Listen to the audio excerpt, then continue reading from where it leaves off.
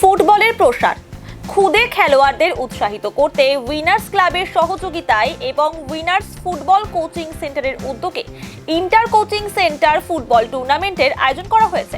সাংবাদিক বৈঠক করে জানালেন উদ্যোক্তারা।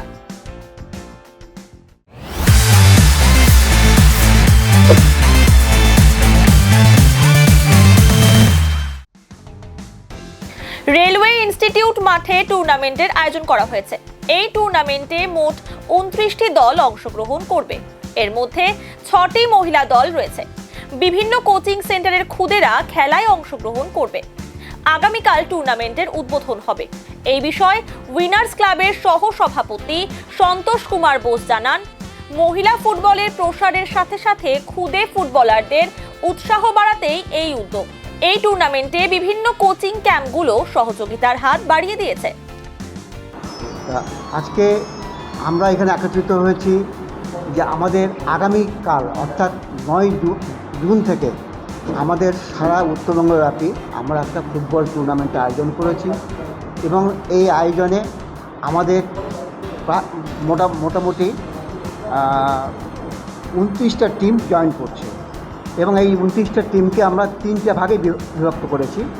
একটা হচ্ছে আন্ডার-15, একটা আন্ডার-12, এগুলো হচ্ছে বয়েজের, এবং পরিশেষে হচ্ছে গার্লসের আমাদের 6টা টিম আছে। এই 6টা টিম নিয়ে আমরা কালকে প্রতিযোগিতা শুরু করব। এই প্রতিযোগিতায় শুরু করার আগে কিছুটা অতীতে চলে যাচ্ছি। অতীতে হচ্ছে যে 1995 সাল থেকে শ্রী কাঞ্চন সরকার মহাশয়ের হাত ধরে 16 জন ছাত্র নিয়ে আমাদের এই ফুটবল কোচিং সেন্টারটা শুরু হয় এবং এই কোচিং সেন্টারের শুরুতে কাঞ্চন সরকার মহাশয়ের তত্ত্বাবধানে শ্রী সঞ্জীব দেব, শ্রী বিশ্বজিৎ দাস, শ্রী দীপঙ্কর দেবনাথ এনারা বড় জায়গায় প্রতিষ্ঠিত হতে পেরেছিলেন এবং বড় জায়গায় খেলেছিলেন। যে জুনিয়র মোহনবাগানে ওনারা খেলে এসছেন এবং সন্তোষ ট্রফিও খেলেছেন।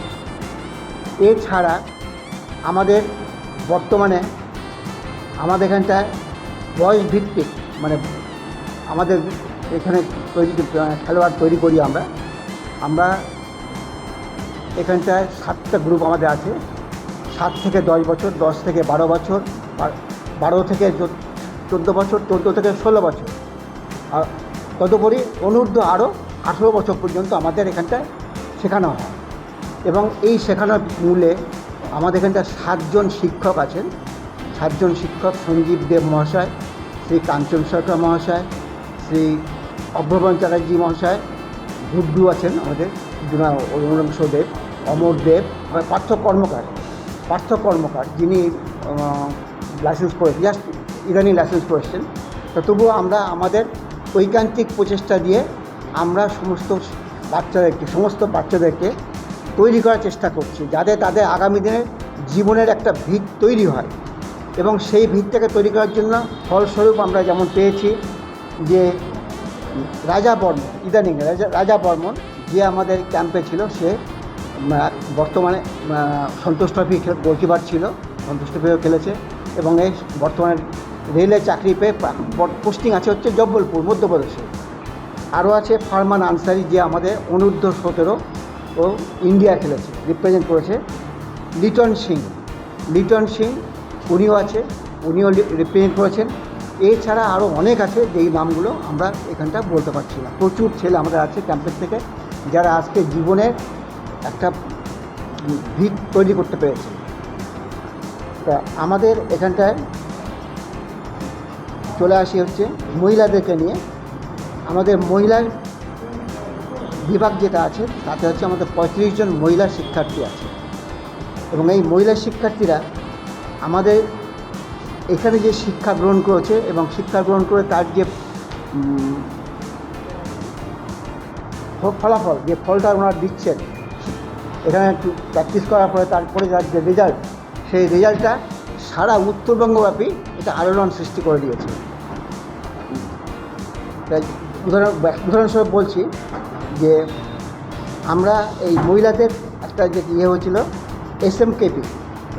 এসএমকেপি লাস্ট ইয়ারে আমাদের এসএমকেপি গার্লস টুর্নামেন্ট হয়, গার্লস টুর্নামেন্টে সেখানে আমরা চ্যাম্পিয়ন হয়েছি।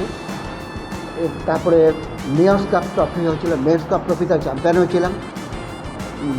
তারপরে গার্লস ওপেন টু অল, যেটা Darjeeling district women football association ওনারা এটা ওনাদের পরিচালিত দ্বারা এটা খেলা হয়েছিল এবং সেই খেলায় আমরা রানার্স আপ হই।